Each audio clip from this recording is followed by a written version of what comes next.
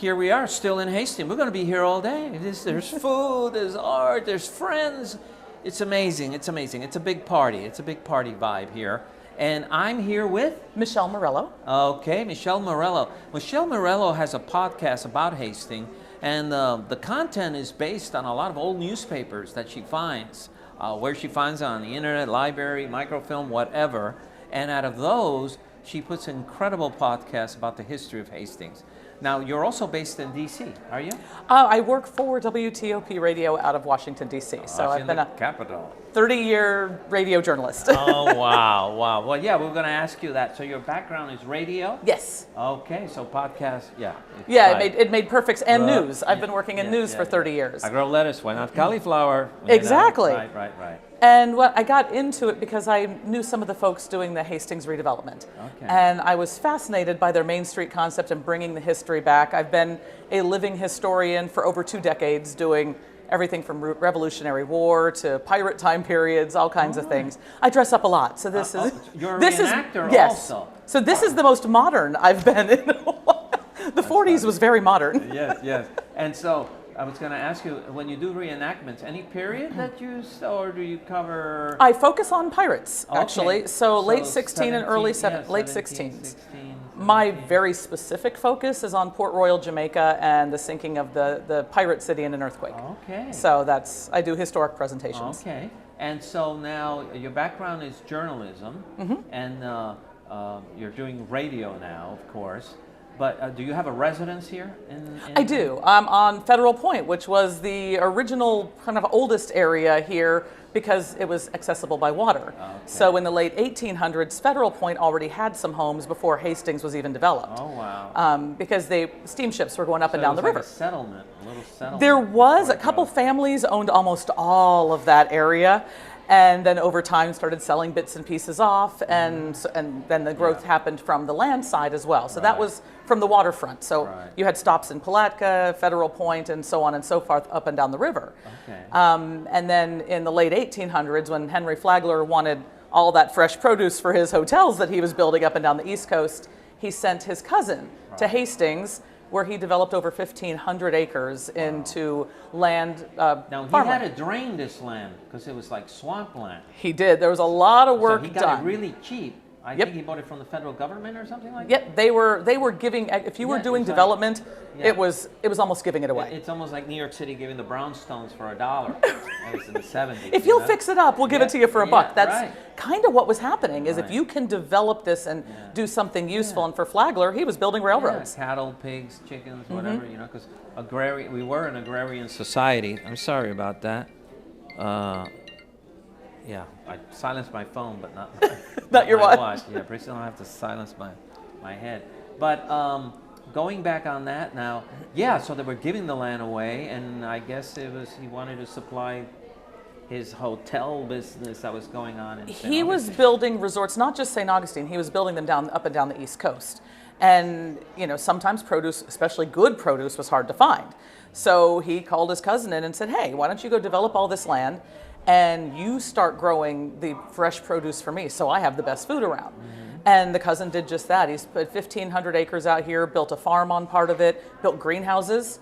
So they were able, even when it was cooler here, to keep things going that you usually didn't get, and did so well at it that he wasn't just supplying the Flagler hotels, but up New York and that area, it would get nice and cold. They couldn't get things, and we were sending strawberries and cucumbers up in those early years of things they couldn't get. Right. So oranges. Right, exactly. Lots of citrus.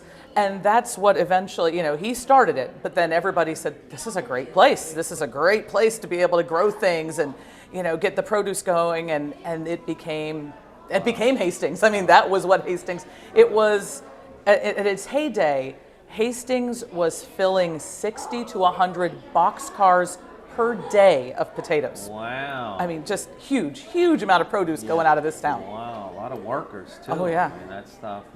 And all the side stuff, because if you have that kind of farm thing, you're selling machines that are used, even if they're man-made machines pulled by horses or whatever. Then you have horses, and you have the feed, it creates all these other side industries. People just think someone just planting. No, there's a whole bunch of industries supporting that one process.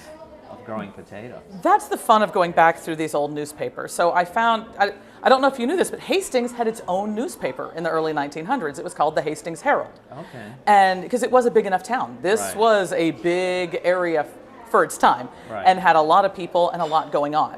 Well, you had that road, which was like yeah. the main road, really. Oh, I'll tell you about the opening of that road in a minute. But when you went through the newspaper in the late 19-teens, early 20s is when you were transitioning from the horses to mechanical items that would be able to work the farms. And some of the stories of people getting their understanding of how these machine works and how you can use this machine to do something in the field and how many horses you can take out of work. There are a lot of stories about it. They were doing big demonstrations of this is a tractor, here's how this tractor works, because it was all new to them. Stuff we take for granted, but it was all new, and they were learning and they were transitioning. And so in the podcast, there a lot of times I'll be week after week, you'll hear about this demonstration and so actually has a tractor. You can see it in work.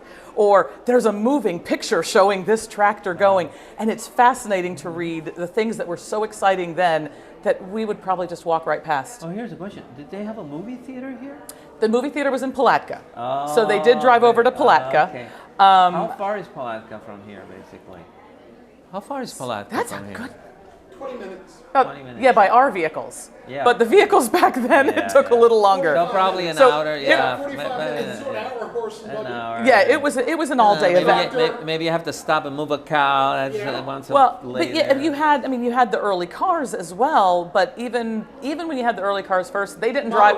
20 They didn't miles drive an like hour? we do. Model Ts were still relatively slow, so Right. by 30 they would have driven their Model Right. T out of here in Hastings and Right. driven to Palatka, those Right. who could afford it. But you're thinking about good roads. Let me tell you, when you start going through these old newspapers and read about the roads, there are stories that you think we have potholes? We've got nothing. Nothing in comparison. There were guys in here that they're telling a story of people that were stranded on a road 20 miles south of here, and they had to camp overnight and wait till the next morning so somebody else might drive through and help them get their vehicle out of a rut of mud they sank into. yeah, so- Such a different world. So carrying a shovel in your car or even a tent was sort of part of your spare tire. It was. It really was. And even that didn't always get you out of the mud. Right. So yeah, that's crazy. Now, how long have you been doing this Hastings podcast?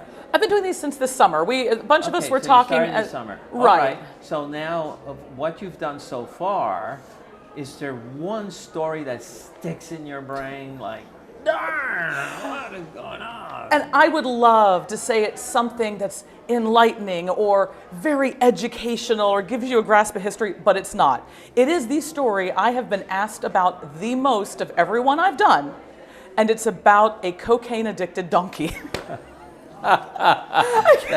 What was So- it? Cocaine bear? Was the They movie? called There's a movie, him Cocaine Donkey. They called Yeah. him a coke fiend, and I kind of wish I knew where That's so the article's funny. in here, but the crux of the story was there was a gentleman in town by the name of Harry Humphreys, and he had a lot of animals. He did a lot of buying and selling.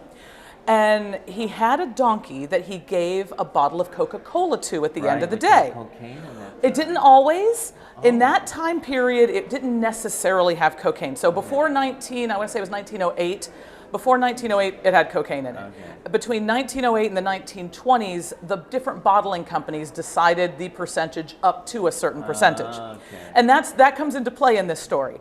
So the story went that he could not get this donkey to come in for the night until he gave him a bottle of Coca-Cola. And so, the donkey only wanted the bottles that were bottled in Palatka.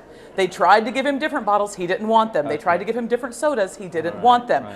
Which made the assumption that perhaps Palatka had that higher percentage of cocaine in their Coca-Cola at the time. And as soon as the donkey got it, he'd come in the barn and go to bed. Oh, that's so funny. That's so funny. I could say there's a popular movie this last year called Cocaine Bear, so they could call Cocaine Donkey here. Right. That'd be funny. But no, it's amazing all these little town stories that, And yeah. So you feel you have enough content to keep on going? I have at least 5 more years of the Hastings Herald, so you've got at least 5 more years of content. Wow. So, and it's fun. And some of this, as I read these stories, Actually, fascinating is also the editorials. You know, we think how far we've come in 100 years. Not really. They were still complaining about teacher salaries being too low and people not getting out to vote. It's amazing when you look back, because I'm doing this week in history. So when I do these articles from 100 years ago, it's 100 years ago this week. They're dealing with the same things we're still dealing with. That doesn't surprise me, because when I read Plato's Republic, he was complaining about corrupt politicians this 5,000 years ago. You know, the Greeks say, really?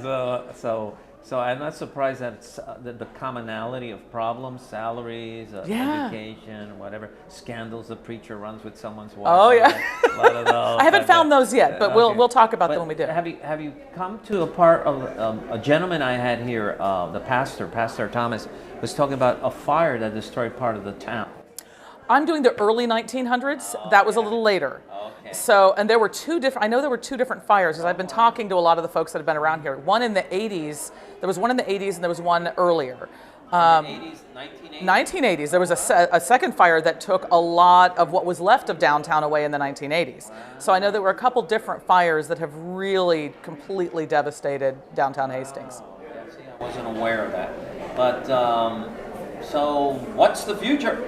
What's the future? Well, we're going to do more of these. I try to every week do what was in the newspaper 100 plus years ago this week. And we're also going to start sitting down with some of the folks that still have those stories, and really start trying to take the old photographs and the people that were there, that remember, you know, I remember this person in this building. I remember and get those stories together and put those videos together for people to have that history going forward.